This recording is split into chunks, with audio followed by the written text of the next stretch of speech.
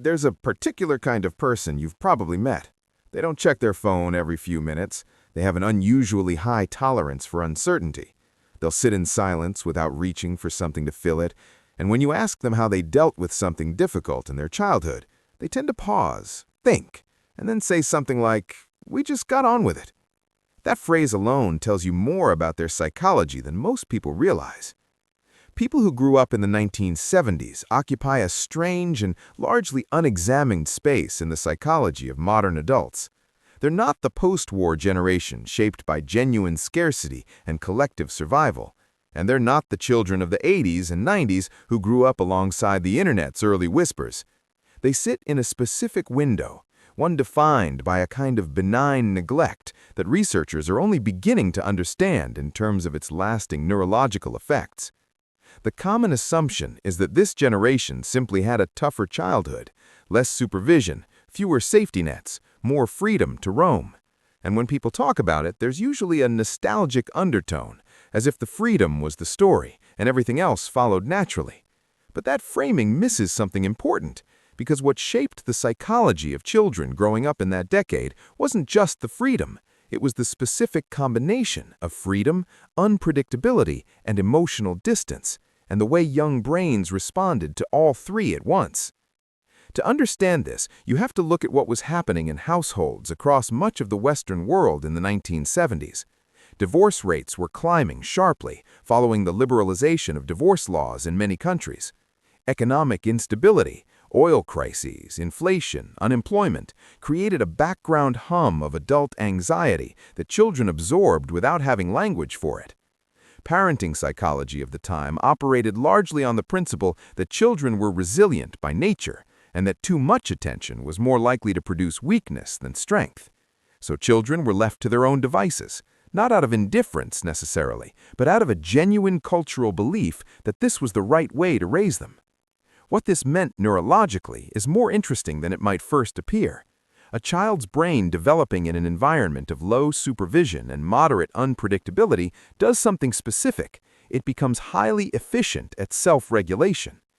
Research into early childhood stress responses suggests that moderate, manageable stress, the kind that comes from navigating social situations independently, resolving conflict without adult intervention, or simply being bored with no structured solution provided, actually strengthens the development of the prefrontal cortex, the region responsible for planning, impulse control, and emotional modulation.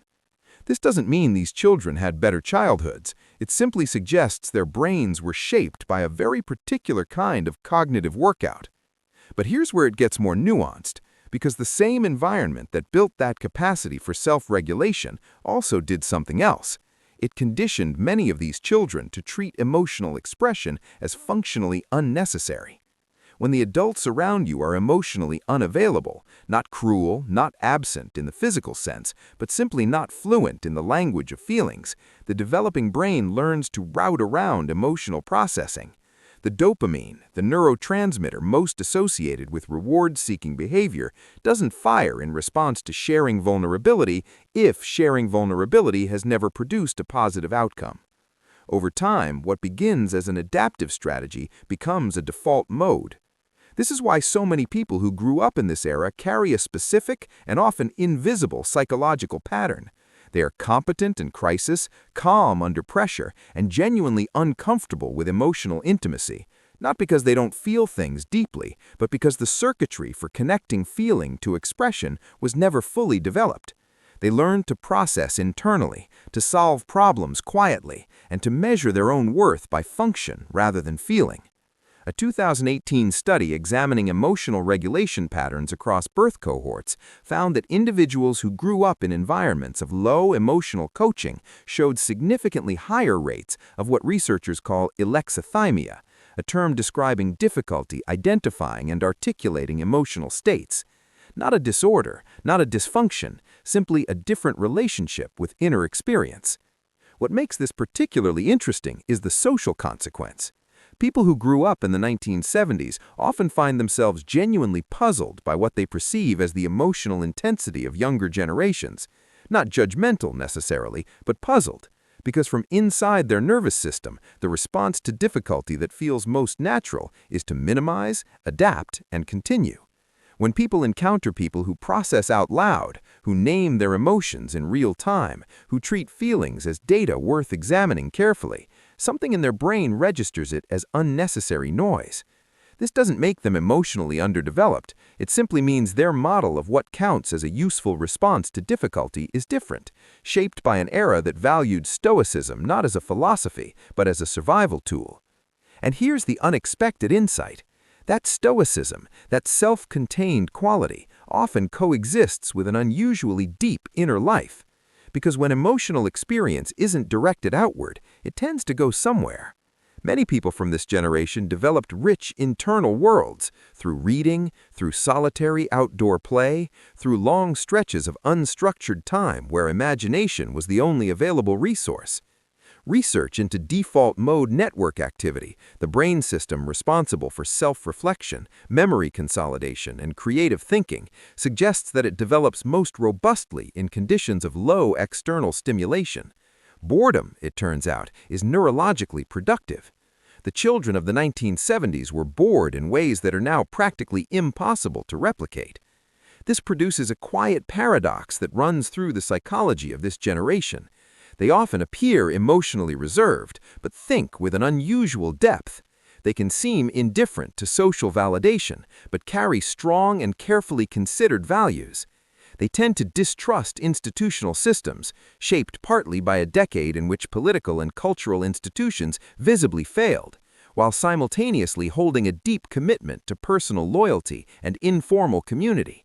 Their sense of belonging was never mediated by a platform or a performance. It was built through physical presence, shared experience, and time.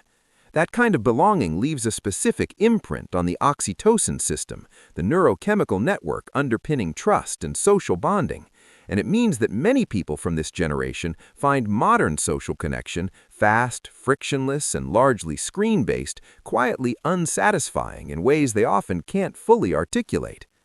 None of this is to say their way of moving through the world is superior. There are real costs to a psychology shaped this way. The same capacity for stoicism can make it difficult to ask for help. The same comfort with independence can manifest as an inability to rely on others. The same distrust of emotional display can create distance in relationships with people who need more explicit reassurance. These aren't character flaws. They are the predictable long-term expressions of early adaptation. What this generation represents psychologically is something that deserves more careful attention than the simple nostalgia narrative allows. They are people whose brains developed in an environment that no longer exists, an environment of unstructured time, low emotional scaffolding, moderate unpredictability, and a cultural consensus that inner difficulty was best handled quietly. That environment produced a specific kind of mind, resilient in some directions, constrained in others, deeply interior, and often more emotionally complex than they appear from the outside. If you grew up in this era, there's a good chance that much of your interior life has never quite had the right language around it. Not because your experience was unusual, but because the generation that came before you didn't have that language either, and the generations that came after developed a different vocabulary entirely, one that sometimes feels foreign, and sometimes feels like it might actually be pointing at something real. The psychology of people who grew up in the 1970s is not simply a story about a tougher time. It's a story about how the environments we develop in shape the structure of our minds in ways that outlast the environments themselves, and how those minds continue to navigate a world that looks nothing like the one that built them. If this resonated with you, you'll probably find the video on the psychology of people who feel emotionally out of place in modern life just as thought-provoking.